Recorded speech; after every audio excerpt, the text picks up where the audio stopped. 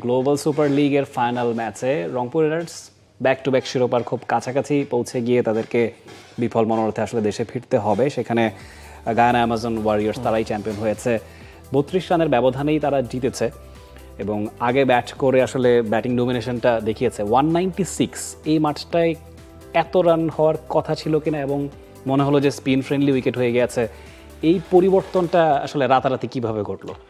আমার কাছে মনে হয় যে এই ম্যাচটার জন্য তারা আলাদা একটা উইকেট প্রিপেয়ার করে রেখেছিল এবং আপনি যদি হিসাব করেন বা এই দলটার দিকে তাকান, আমরা ছবিতে যাদেরকে দেখতে পাচ্ছি গুরবাজ, মঈন আলী, ইমরান তাহির, বা রাদারফোর্ড, শিমরন হেটমায়ার, এই দলটাতে কিন্তু ম্যাচ উইনারের সংখ্যা অনেক বেশি ছিল।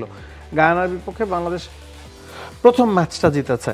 আপনি যদি খেয়াল করেন এই ম্যাচে বাংলাদেশ দল স্পিনারদের উপর, রংপুর দল স্পিনারদের উপর কিন্তু অতটা নির্ভর করতে পারেনি। বসুন্ধরা টিস্যু, অশুদ্ধতার বিরুদ্ধে এক বিন্দুও ছাড় নয়। রংপুর প্রথম ম্যাচটা গায়ানার এগেনস্টে রাতের আলোতে খেলেছিল, ফ্লাড লাইটে। বাকি 3টা ম্যাচই বাংলাদেশ সময় রাত 8টায় খেলেছে, যেটা ওয়েস্ট ইন্ডিয়ান টাইম বা ওইখানকার টাইমের দিনের বেলা খেলা হয়েছে। তো মানিয়ে নেওয়ার একটা ব্যাপার ছিল এবং একটু অবাক হয়েছে যে একজন স্পিনারকে বসানো হয়েছে, রাকিবুল হাসানকে বসিয়ে কামরুল ইসলামকে খেলানো হয়েছে। He has been expensive. গায়ানার দিকে যদি তাকান, দুদিক থেকে স্পিনিং অ্যাটাক চলেছে। ডোয়াইন প্রিটোরিয়াস টুকটাক পেস বোলিং করেছেন। রোমারিও শেফার্ডকেও খুব বেশি ব্যবহার করা হয়নি। ইমরান তাহির, গুদাকেশ মতি, আকিল হোসেন, মঈন আলী, 4জন প্রপার স্পিনার দিয়ে তারা অ্যাটাকটা করেছে। অন্যদিকে বাংলাদেশের রংপুরের একমাত্র স্পিনার ছিলেন তামরাই শামসি, যিনি গেল টুর্নামেন্টে খুব ভালো পারফর্ম করেছেন। এবং এই টুর্নামেন্টের দিকে যদি আপনি তাকান, আপনি যদি প্রতিটা দলে তো স্পিনার দ্বারা আধিক্য, 3-4 জন করে স্পিনার। এই টুর্নামেন্টে নামে দিক থেকে সবচেয়ে বড় স্পিন তারকা কিন্তু তাবরাই শামসি ছিলেন, কিন্তু শামসির কাছ থেকে পুরো টুর্নামেন্ট জুড়েই রংপুর আসলে প্রপার সাপোর্টটা পায়নি এবং তাকে প্রতি ম্যাচে যে পুরো 4 ওভারের কোটা বোলিং করানো হয়েছে তাও না। একমাত্র শুরুর ম্যাচটার পরে তাকে 3 ওভার 2 ওভার করে বল করানো হয়েছে। Khaled has been terrific.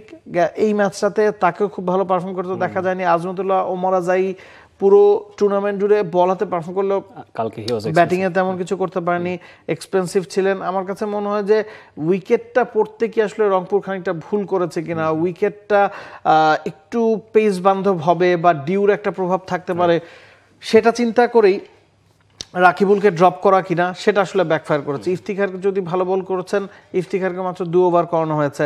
আমরা দেখেছি বাংলাদেশ, রংপুর, বারবার বাংলাদেশ বলে ফেলছি, রংপুর রাইডার্স বাংলাদেশেরই আসলে করছে দেখেই বলছি। আমরা যদি দেখি যে সাইফ হাসানকেও পুরো সিরিজ জুড়েই, টুর্নামেন্ট জুড়েই নুরুল হাসান সোহান খুব দারুণভাবে ব্যবহার করেছেন, তিনি উইকেট পেয়েছেন। ইফতিখারকে দারুণভাবে ব্যবহার করা আছে। গত ম্যাচে কিন্তু সাইফ হাসান একটা ওভারও করেননি। স্পিনাররা যেই টুর্নামেন্টে ডমিনেট করবে সেই টুর্নামেন্টের ফাইনালটা রাতের আলোতে হয়েছে এবং রংপুরের ওই জায়গায় কিছুটা ল্যাকিং ছিল, যেহেতু তারা ব্যাক টু ব্যাক 3টা ম্যাচ দিনের আলোতে খেলেছে। মানিয়ে নিতে গিয়ে একটু বেশি হয়তো মানিয়ে নেওয়ার চেষ্টা করেছে তারা, পেসারদের উপর বেশি নির্ভরশীল হয়ে পড়েছিল, সেটা ব্যাকফায়ার করেছে এবং এই মাঠে 196 রান করে ফেললে আসলে সেটা জয়ের অনেক নাগালের বাইরে চলে যায়। তারপরেও তারা ফাইট করেছে, 160-এর মতো রান করেছে। 160 রানে যদি আপনি আগে ব্যাটিং করতেন, আপনি কনফার্ম বলতে পারতেন যে ম্যাচটা কম্পিটিটিভ হবে বা এই ম্যাচটাতেও রংপুরের জেতার সম্ভাবনা বেশি আছে।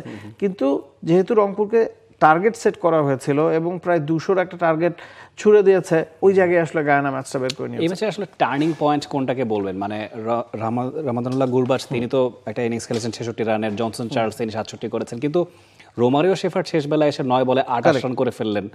সেটাই কি আসলে ব্যবধান করে দিল কিনা? সেটার কারণে আপনার রানটা 170-এর জায়গায় 196 হয়েছে বা 180-র জায়গায় 196 হয়েছে। আমার কাছে মনে হয় যে 160 যখন পার হয়ে গেছে তখনই আসলে ম্যাচটা ফসকে গেছে, কারণ এই উইকেটে পরে ব্যাটিং করে জেতাটা আসলে খুব ডিফিকাল্ট, কারণ পরে উইকেটটা স্লো হয়ে আসে।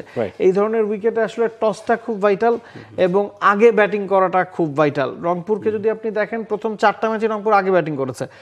একটা ম্যাচে 165 করেছে, একটা ম্যাচে 158, একটা ম্যাচে 152, সবগুলোই তারা ডিফেন্ড করেছে এবং শেষ ওভারে গিয়ে মানে খুব কম্পিটিটিভ ম্যাচ তারা জিতেছে।